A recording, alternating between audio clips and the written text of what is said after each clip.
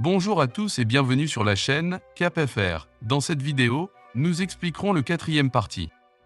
Auparavant, une fille nommée Zaya est tombée sur la mystérieuse rue Raksaza où elle aurait besoin d'être sauvée par un gars nommé Yanshao.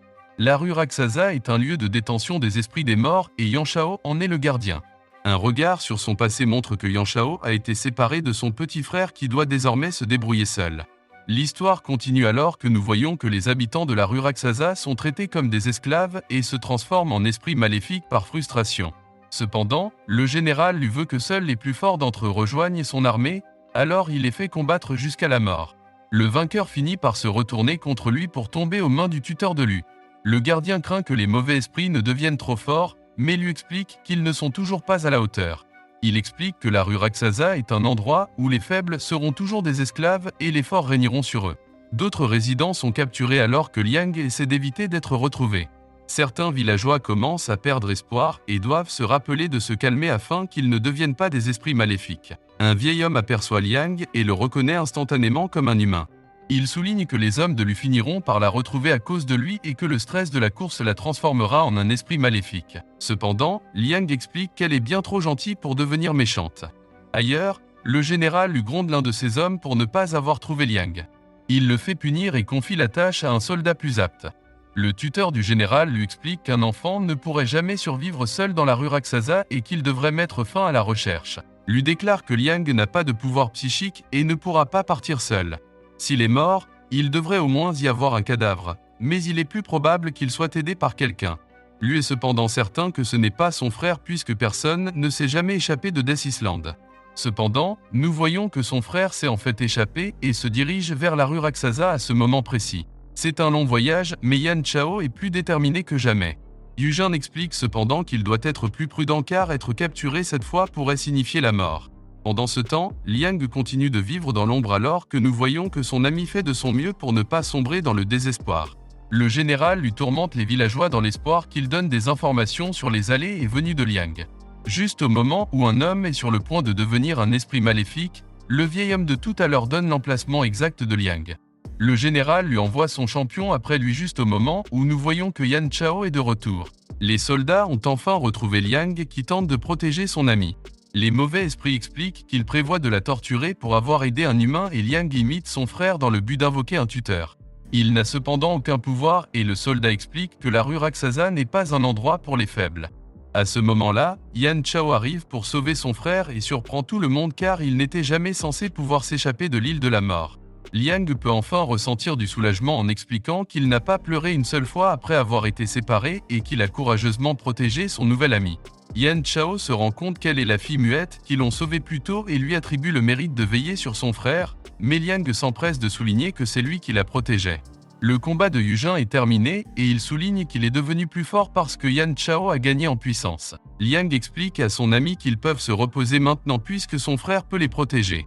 Cependant, tout le monde est choqué de voir que l'aide est arrivée trop tard et qu'elle a déjà commencé à se transformer en un esprit maléfique. De retour dans le présent, Xia a du mal à s'entraîner pour invoquer son tuteur. Elle explique que cela semble bouleversé, mais Liang dit que cela ne peut pas être le cas puisque les gardiens apparaissent généralement lorsqu'ils veulent protéger leurs hôtes. Xia décide de demander de l'aide à Yanshao, mais on lui dit qu'il est à la recherche d'indices qui pourraient l'aider à retrouver la personne accusée d'avoir tué ses parents. Nous voyons que la recherche de Yanshao le mène à une autre rue Requiem, mais le général n'a aucune information. Il demande à Yanshao de venir lui rendre visite, mais ils savent tous les deux que les généraux ne peuvent pas entrer dans les rues Requiem qui ne sont pas les leurs. Une recherche plus approfondie ne mène nulle part, mais nous voyons qu'il est surveillé par l'organisation du royaume. L'homme pense que Yanshao est stupide d'être seul mais est choqué de le voir disparaître et se faufiler sur son robot. De retour à la rue Raksaza, Xia indique clairement qu'elle ne s'inquiète pas pour Yanshao.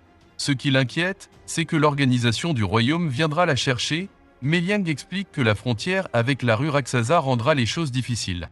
Elle souligne qu'ils sont après son tuteur, sa difficulté à communiquer avec lui et le fait que le criminel réapparaisse maintenant est trop une coïncidence. Elle craint que tout soit planifié par l'organisation du royaume et ils sont extrêmement vulnérables maintenant que Yanshao n'est plus là.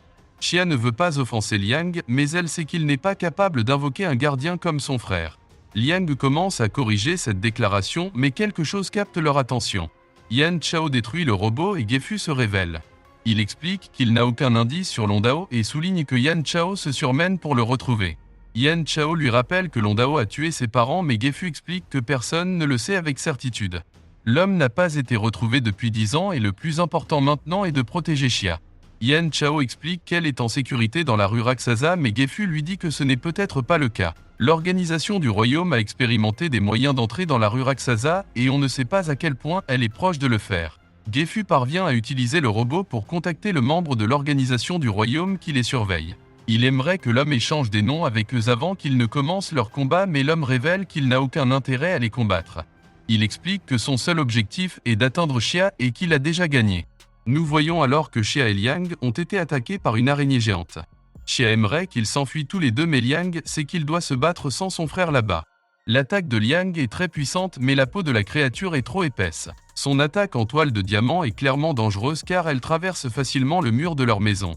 Liang parvient à le couper avec sa lame, mais l'araignée réagit rapidement. Avec Xia capturé, l'homme explique qu'il a gagné et dit à Yan Chao qu'il a été trop négligent en laissant Xia seule dans la rue Raksaza. Cependant, Yan Chao explique qu'elle n'est pas seule et que des circonstances extrêmes font ressortir le véritable potentiel des gens. Xia décide qu'elle doit se battre puisque Yan Chao n'est pas là mais ne parvient pas à convoquer son tuteur. L'homme explique que la toile d'araignée restreint le flux de pouvoir psychique et que la bataille est maintenant terminée.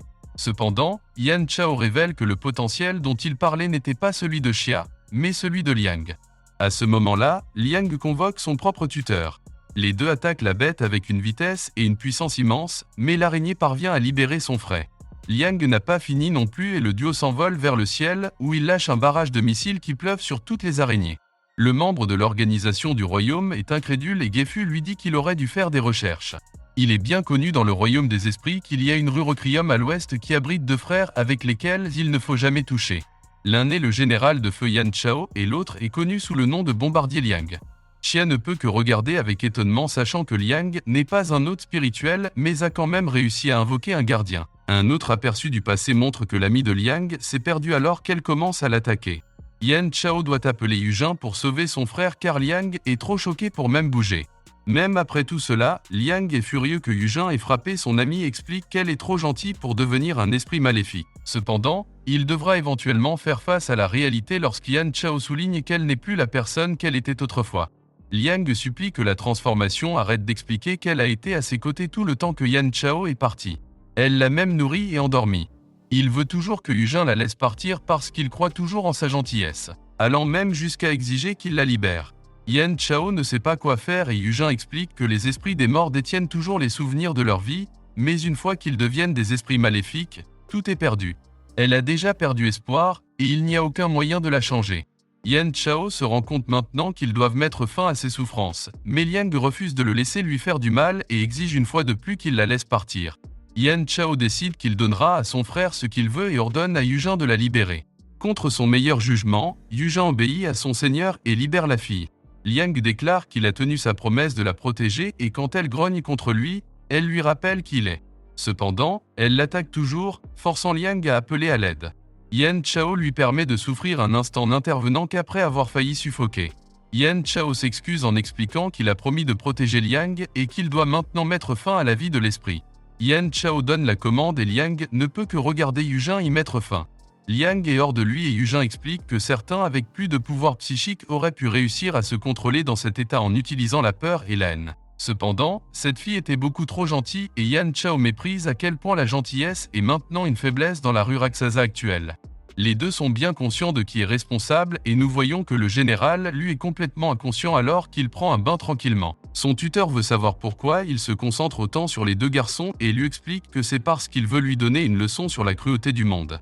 Il décide qu'ils doivent les attraper à tout prix maintenant et envoie son gardien pour les capturer cette fois. Liang doit ensuite enterrer son ami alors que Yan Chao déplore qu'il n'ait même pas eu la chance de connaître son nom. Il ne reste que leur souvenir d'elle et les frères décident de lui donner le nom de Ru. Liang s'en prend à Yan Chao tout en expliquant qu'il n'est plus son frère. Il le déteste maintenant avec Yujin et tous les esprits qui existent. Liang explique qu'être plus puissant qu'elle ne signifie pas qu'il avait le droit de décider si elle vit ou meurt. Liang reconnaît qu'il n'est pas un hôte spirituel et qu'il n'a pas de tuteur, mais il jure de surpasser son frère. Il promet de l'éclipser au pouvoir un jour et d'avoir sa revanche. Yan Chao accepte sa décision en déclarant que la gentillesse de Ru est ce qui a conduit à sa mort et que leur faiblesse a permis que cela se produise. Ils doivent tous les deux devenir plus forts pour se laver de leurs péchés et Yan Chao demande à son frère de commencer à s'entraîner avec lui. On voit alors que le gardien du général lui les surveillait mais les laisse seuls. Il rapporte qu'ils se sont échappés avant de pouvoir les capturer, mais il pense que Yan Chao n'est revenu que pour récupérer son frère et qu'ils ne reviendront pas.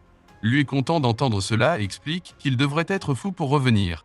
Cependant, à l'extérieur, nous voyons que Liang veut désespérément revenir. Yan Chao explique qu'ils le feront une fois qu'ils seront devenus plus forts et qu'ils reprendront tout. Nous sommes arrivés à la fin de cette vidéo, merci d'avoir regardé, au revoir.